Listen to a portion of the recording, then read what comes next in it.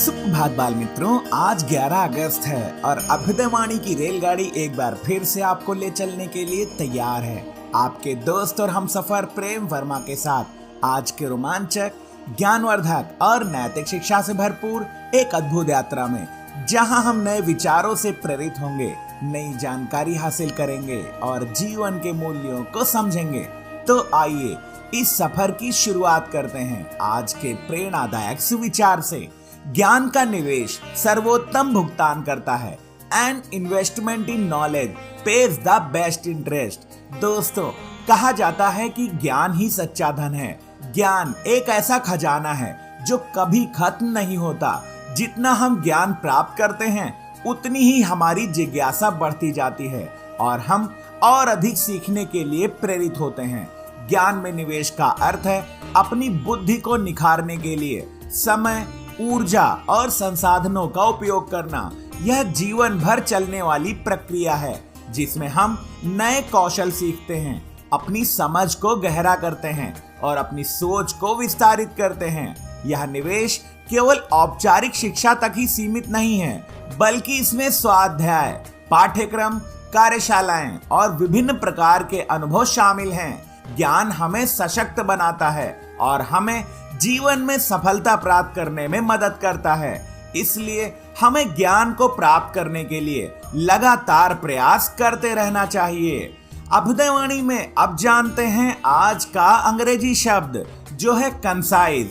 CONCISE। Concise का अर्थ होता है संक्षिप्त, सारगर्भित, छोटा और स्पष्ट।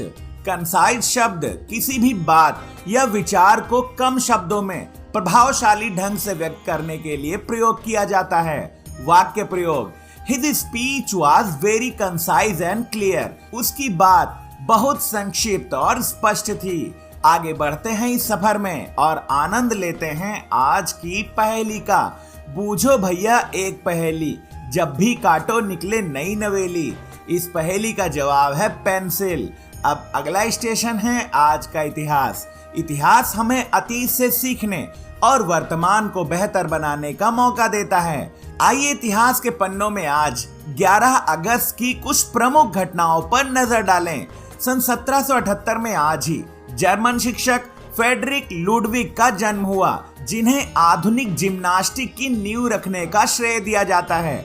उन्होंने शारीरिक शिक्षा को एक संगठित और व्यवस्थित खेल गतिविधि के रूप में विकसित किया, जो आज विश्व भर में लोकप्रिय है। सन 1863 में आज ही कंबोडिया फ्रांस का संरक्षित देश यानी प्रोटेक्टरेट बना। इस समझौते के तहत कंबोडिया की विदेश नीति और सुरक्षा पर फ्रांसीसी नियंत्रण स्थापित हुआ, जो आगे चलकर फ्रांसीसी उपनिवेशवाद के विस्तार का हिस्सा बना।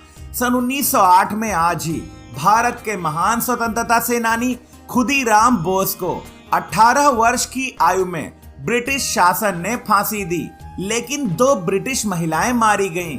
गिरफ्तारी के बाद खुदीराम को मौत की सजा सुनाई गई और वह भारत के सबसे युवा शहीदों में शामिल हुए।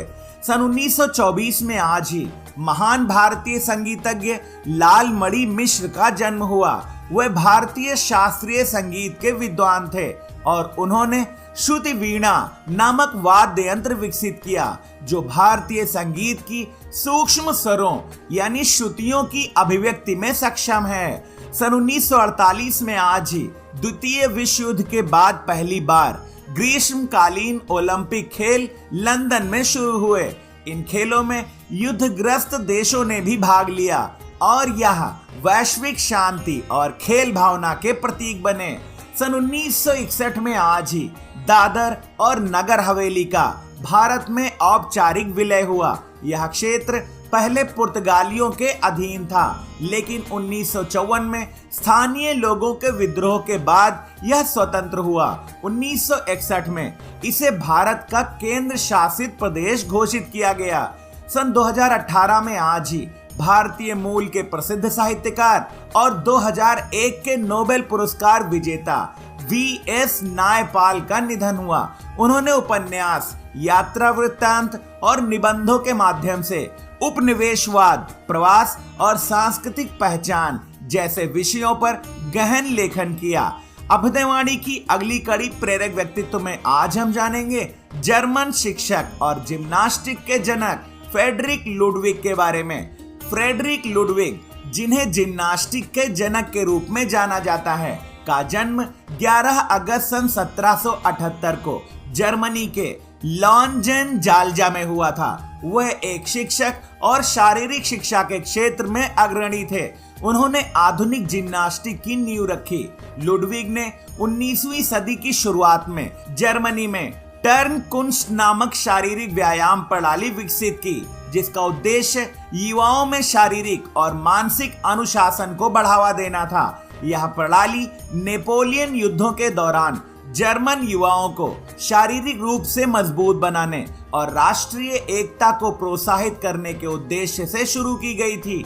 उन्होंने सन 1811 में बर्लिन के पास पहला आउटडोर जिम, जिसे टर्न प्लाट्स कहा जाता था, स्थापित किया। इस जिम में समानांतर बार, रस्सी चढ़ाई और अन्य उपकरणों का उपयोग किया गया था, जो आज के जिम्नास्टिक उपकरणों के प्रारंभिक रूप थे। लुडविग की शिक्षाओं ने न केवल जर्मनी बल्कि पूरे यूरोप और विश्व में शारीरिक शिक्षा के विकास को प्रभावित किया। उनकी पुस्तक डायचे टर्नकुस्ट 1816 में उनके विचारों और व्यायाम तकनीकों का विस्तृत विवरण मिलता है। उनकी मृत्यु 16 अक्टूबर सन 1852 को हुई, लेकिन उनकी विरासत आज भी जिम्नास्टिक्स और शारीरिक शिक्षा के क्षेत्र में जीवित है। उनके प्रयासों ने आधुनिक ओलंपिक खेलों में जिम्नास्टिक को एक महत्वपूर्ण स्थान दिलाने में भी योगदान दिया। अभ्युदयवाणी के दैनिक विशेष में अब हम जानेंगे 11 अगस्त को मनाए जाने वाले खुदीराम शहीद दिवस के बारे में। 11 अगस्त का दिन भारत के स्वतंत्रता संग्राम के महान क्रांतिकारी खुदीराम बोस की शहादत को समर्पित है। इस दिन को खुदीराम बोस शहीद दिवस के रूप में मनाया जाता है। खुदीराम बोस, जिनका जन्म 3 दिसंबर सन 1889 को पश्चिम बंगाल के मिदनापुर जिले में हुआ था, मात्र 18 वर्ष की आयु में देश की आजादी के लिए अपने प्राणों की आहुति दे दी। वह अंग्रेजी शासन के खिलाफ क्रांतिकारी गतिविधियों में सक्रिय थे और अनुशील समिति के सदस्य थे।